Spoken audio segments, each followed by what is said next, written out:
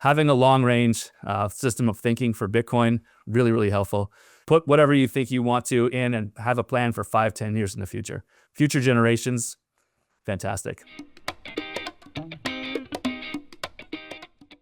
Now, I'm curious, because you do have discussions, you've obviously got the books, they up on the wall. Your son will have learned at some point in time a number of years ago that this was important. He knows you're talking about Bitcoin all the time. He's hearing these things, whether you're actively in discussion with him or it's just coming up. You're on the phone, you're on a Zoom call. People do a drive-by and they overhear some things. It tends to settle in the mind a little bit.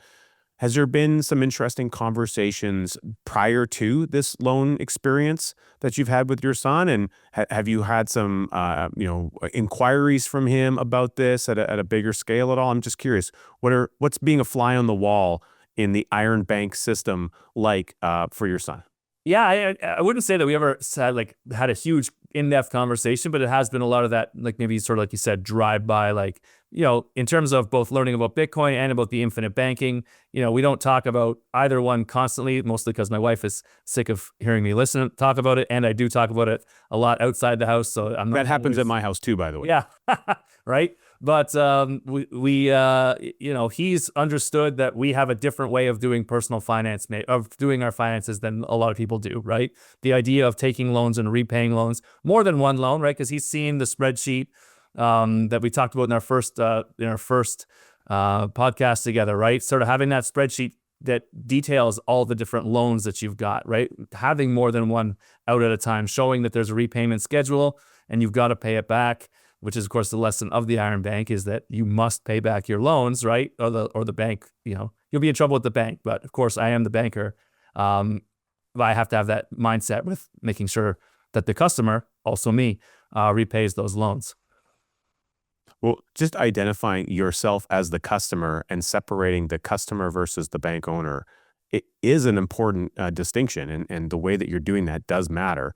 And I'm kind of curious. We talk about a variety of ways that people, everyone who starts this process, if they have kids or grandkids, they are automatically, we're fine-tuned to want to do things for the younger generation of our family that we often won't even be willing to do for ourselves.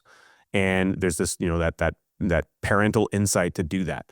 And a lot of times I'll see folks, they will get policies, let's say, started for their kids at various ages. Mm-hmm. But in their mind, they'll then separate that from the rest of their system. It's like, oh no, this is for my kids. In the same way that they might fund, an RESP plan, or in the United States, a 529 plan, and they're funding that for, say, college funding, let's just say, they separate this element out, and it's kind of like a set it and forget it model. But the reality is it's all capital access that if there's a way to create efficiency in your life and you can tap into this bucket for something today while you've got kids living in your house for the next 10 years, when they're the most expensive, by the way, is when they're living with you. At least that's what I'm familiar with at this stage of life. Maybe I'll readjust my thinking as my kids get older.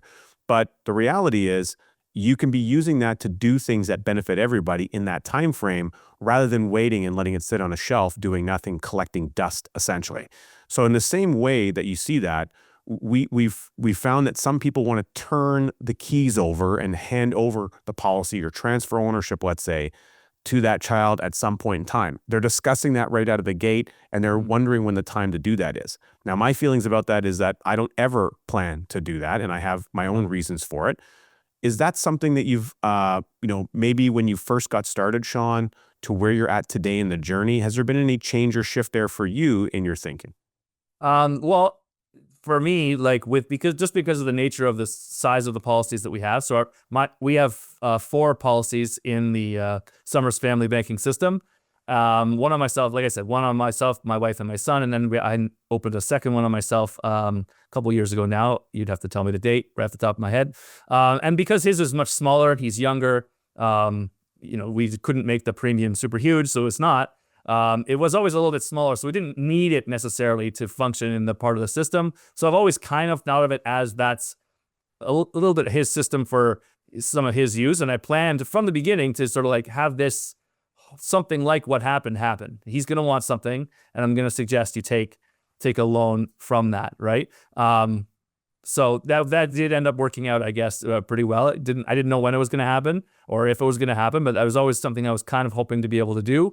And that way we can sort of take a look at that policy online at equitable.ca and just say, hey, look, here's all the different facets of this. Here's the policy values and everything else. But like you said, I don't really, I was going to even say like, I don't intend to sign that, to have him be the owner of that policy. I'm hoping that because I've taught him well enough, he'll want to open a policy when he turns 18, right? In a year and a half, right? In a year and a half, he can get his own policy, right? And in a year and a half, he'll be in maybe college or university, but he'll also have a job. And, if he needs some help getting it started paying, I can help with that, but that will be his policy. And then he'll use what he's learned to be able to start doing that in his own life, right? And then, keep going with that. I think I always felt that was the intention, is to build that larger family system, right?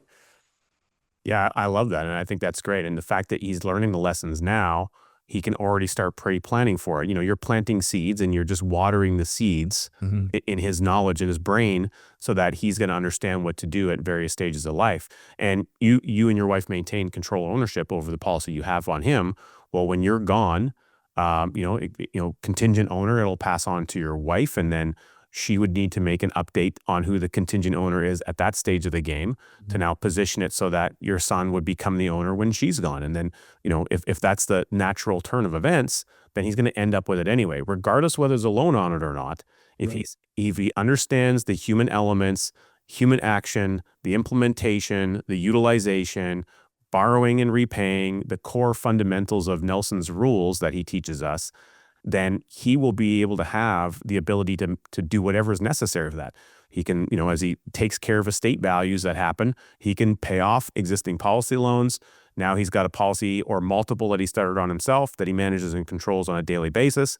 And he's going to have this other one that's been there since before he even knew it was a possibility in his life, operating in the background. I think that's just an absolutely incredible, big picture methodology that you're creating in the system. I'm super pumped about it. The Iron Bank will live on. We have a ton more amazing conversations and great clips just like this if you go right here. Or if you want to watch the rest of this conversation, the full episode, click right here.